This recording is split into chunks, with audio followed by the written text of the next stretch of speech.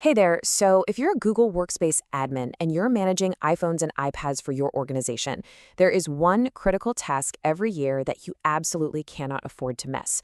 Today, we're going to walk through exactly how to renew your Apple Push certificate. Let's get right into it. So, have you ever wondered what that invisible bridge is? You know, the one that lets all your users' iPhones securely talk to your Google domain? What's the magic that makes all their mail, contacts, and calendars just sync up? Well, here it is, the Apple Push Certificate. You might also hear it called an APN certificate.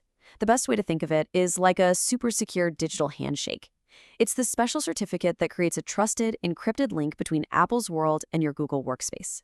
It's what lets you manage all those devices and push out data. And if that handshake fails, well, the whole connection just breaks down. So here's our game plan. First, we'll talk about why there's a ticking clock on this thing. Then we'll cover the prep work, what you need to get in order before you start. After that, we'll walk step by step through the actual 3-step renewal process. And finally, we'll cover what to do if things don't go according to plan. Okay, let's kick things off with the why. Why is this so important? Because this isn't one of those, I'll get to it when I have time tasks. Nope. There is a hard deadline and the consequences for missing it are very real. And that's really the heart of it. This certificate, this absolutely vital link in your whole mobile device setup, it has a shelf life of exactly 1 year. Every 365 days, it's got to be renewed. No ifs, ands, or buts. Which, of course, leads to the big question. So what? What's the big deal if you let it slip for a day or two? What really happens if it expires? Well, the impact is immediate, and your users will notice. All that Google Workspace data, email, calendars, you name it, it just stops syncing to their iPhones. They'll open up the Google Device Policy app and bam, they're hit with an error message. That secure handshake is gone and the flow of information just stops dead in its tracks. Now, Apple does give you a little bit of a safety net. You get a 30-day grace period after it expires to get it renewed. But, and this is really important, the documentation makes it clear that this is just Apple's current policy. It could change. You should absolutely not rely on this grace period. Just think of the expiration date as the real final deadline. Okay, let's talk about getting ready. A few minutes of prep here will honestly save you a massive headache later. Getting all your ducks in a row first is the key to making this whole thing go smoothly. You need 3 things, and they are non-negotiable. First, you have to be a super administrator in Google Workspace. Second, and this is the one that gets people every time, you must have the Apple ID and password that were used to create the original certificate. If you've lost this, you can't renew. It's as simple as that. And third, just make sure you're using a browser like Google Chrome or another Chromium-based browser.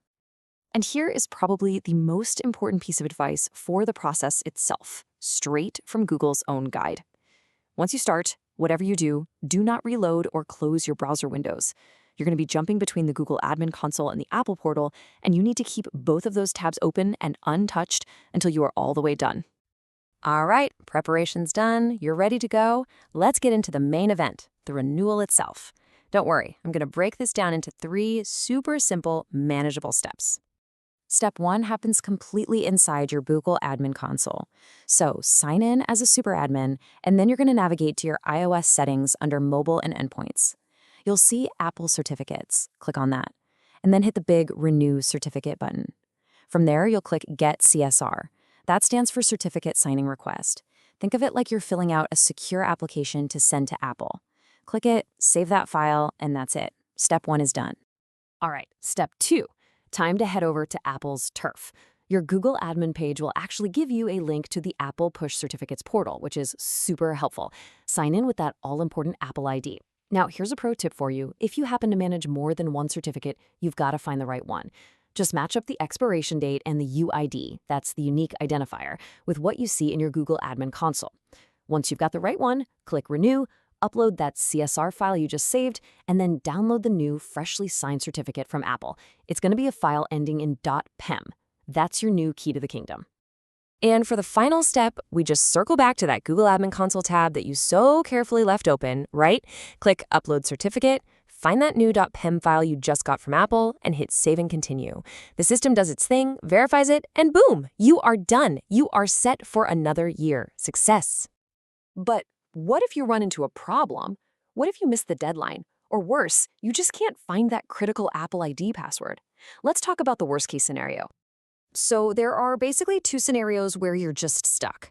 If you are more than 30 days past the expiration date, that renewal option is just gone. And like we've been saying, if you've lost the password to that original Apple ID and you can't get it back, you simply cannot renew the certificate you have. And the difference here is, well, it's huge. Renewing on time is totally invisible to your users. They won't notice a thing. It's seamless.